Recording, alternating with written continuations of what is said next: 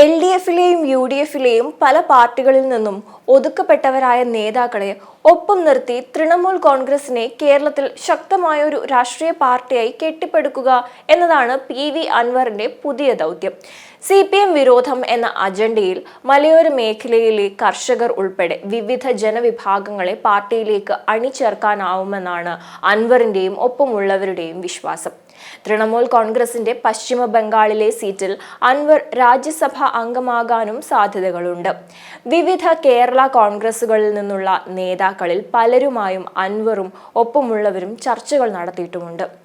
NCP പോലുള്ള ചില പാർട്ടികളിലെ ചില നേതാക്കളും ചില മുസ്ലിം രാഷ്ട്രീയ പ്രസ്ഥാനങ്ങളിലുള്ളവരും ഒപ്പം ചേരാൻ താല്പര്യപ്പെടുന്നുണ്ടെന്ന് അൻവറിനൊപ്പമുള്ള ചില നേതാക്കൾ പറഞ്ഞിരുന്നു. കോൺഗ്രസിനുള്ളിൽ നിന്നും ഇടതുപക്ഷത്തു നിന്നും ഒറ്റപ്പെട്ടവരും ഒതുക്കപ്പെട്ടവരുമായ പല പ്രാദേശിക നേതാക്കളും പുതിയൊരു രാഷ്ട്രീയ സാധ്യതയായി തൃണമൂലിനെ കാണുന്നുമുണ്ട്. മുൻപ് ഇടതുപക്ഷത്തിനൊപ്പമായിരുന്നവരും ഇടതു രാഷ്ട്രീയ നിലപാടാണ് ഇപ്പോഴും ഉള്ളത് എന്ന് പറയുന്നവരുമായ ഒരു വിഭാഗമുണ്ട്. ഇപ്പോൾ LDFിനെതിരായ നിലപാടെടുക്കുന്ന ഈ വിഭാഗത്തെ ആകർഷിക്കാൻ കൂടിയാണ് പിണറായിസത്തിനെതിരായ നിലപാട് എന്നാണ് അൻവർ ആവർത്തിച്ചു പറയുന്നത്. തദ്ദേശ സ്ഥാപനങ്ങളിലേക്കുള്ള തിരഞ്ഞെടുപ്പിൽ ആഴ്ന്നിറങ്ങി പ്രവർത്തിച്ച് സംസ്ഥാനത്ത് ഒട്ടേറെ ഇടങ്ങളിൽ സാന്നിധ്യം അറിയിക്കാനാകുമെന്നാണ് അൻവറിനൊപ്പമുള്ളവരുടെ വിശ്വാസം. ഇടയ്ക്കൊന്ന് മന്ദീഭവിച്ച DMKയെ സംസ്ഥാന തലത്തിൽ പുനരുജ്ജീവിപ്പിക്കുകയാണ് ഇനി തൃണമൂലിന്റെ ലക്ഷ്യം. ബംഗാളിനപ്പുറത്ത് കഴിയുന്നത്ര ഇടങ്ങളിൽ വേരുപടർത്തി കൂടുതൽ ദേശീയ പ്രസക്തിയുള്ള പാർട്ടിയായി തൃണമൂൽ കോൺഗ്രസിനെ മാറ്റുകയാണ് മമതാ ബാനർജിയുടെ ലക്ഷ്യം. CPM വിരോധമാണ് മമതയുടെയും PV അൻവറിന്റെയും പൊതുവായ ഘടകം. നിലമ്പൂർ മുനിസിപ്പാലിറ്റിയിലും നിലമ്പൂർ ഏറനാട് പ്രദേശങ്ങളിലെ പല പഞ്ചായത്തുകളിലും ഇടതുമുന്നണിയിലെ ഒരു വിഭാഗം അംഗങ്ങൾ ജയിച്ചു കയറിയത് അൻവറിന്റെ പിന്തുണയിലാണ്. അവരിൽ പകുതി പേർ പഴയ കൂറോടെ ഒപ്പം നിന്നാൽ തന്നെ പ്രാദേശികമായി ചെറുതല്ലാത്ത ശക്തിയാകും അൻവറിന് ഉണ്ടാവുക. തദ്ദേശ തിരഞ്ഞെടുപ്പ് വരുന്നതോടെ അത്തരം വേരുകൾ വെളിപ്പെടുകയും ചെയ്യുന്നതാണ്. മുൻപ് ഇടതുപക്ഷത്തിനൊപ്പം നിന്ന് വാർഡുകളിൽ വിജയം നേടിയതിനേക്കാൾ എളുപ്പമായിരിക്കും UDFിനൊപ്പം നിന്നുള്ള പ്രവർത്തനമെന്നാണ് PV അൻവറിനൊപ്പമുള്ളവർ പറഞ്ഞത്. അതേസമയം നിലമ്പൂർ സീറ്റുമായി ബന്ധപ്പെട്ട് കോൺഗ്രസ് ക്യാമ്പിൽ ആശയക്കുഴപ്പത്തിന്റെ വിത്തെറിഞ്ഞുകൊണ്ടാണ് PV അൻവർ MLA സ്ഥാനം ഒഴിഞ്ഞത്. സ്ഥാനാർത്ഥിയായി DCC പ്രസിഡന്റ് VS ജോയിയെ ഉയർത്തിക്കാട്ടിയതിലൂടെ അൻവറിന്റെ ലക്ഷ്യം രണ്ടാണ്.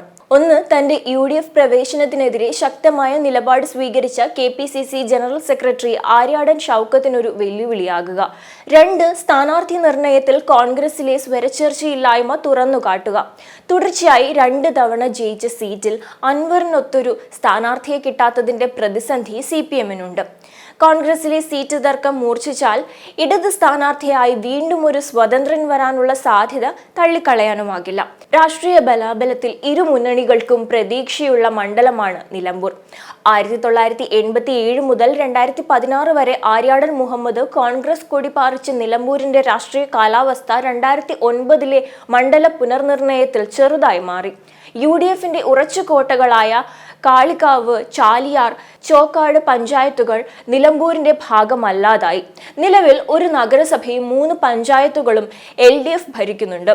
4 പഞ്ചായത്തുകൾ UDF ഭരണത്തിലുമാണ്. ഉപതിരഞ്ഞെടുപ്പ് ഉൾപ്പെടെ കഴിഞ്ഞ 3 ലോക്സഭാ തിരഞ്ഞെടുപ്പുകളിലും UDFന് വൻ ഭൂരിപക്ഷം സമ്മാനിക്കുകയും ചെയ്തു.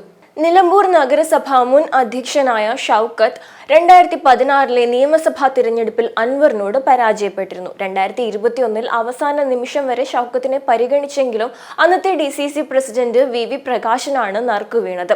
UDFിന്റെ ജയസാധ്യത തെളിഞ്ഞു നിൽക്കുന്ന ഈ ഘട്ടത്തിൽ താനാണ് സ്വാഭാവിക സ്ഥാനാർത്ഥിയെന്ന് ഷൗക്കത്ത് വിശ്വസിക്കുന്നുണ്ട്. മണ്ഡലത്തിലെ വിപുലമായ ബന്ധങ്ങളും പിതാവ് ആര്യാടൻ മുഹമ്മദിനുണ്ടായിരുന്ന സ്വീകാര്യതയുമെല്ലാം അനുകൂല ഘടകങ്ങളായി ഷൗക്കത്ത് വിഭാഗം ചൂണ്ടിക്കാട്ടുന്നുമുണ്ട്.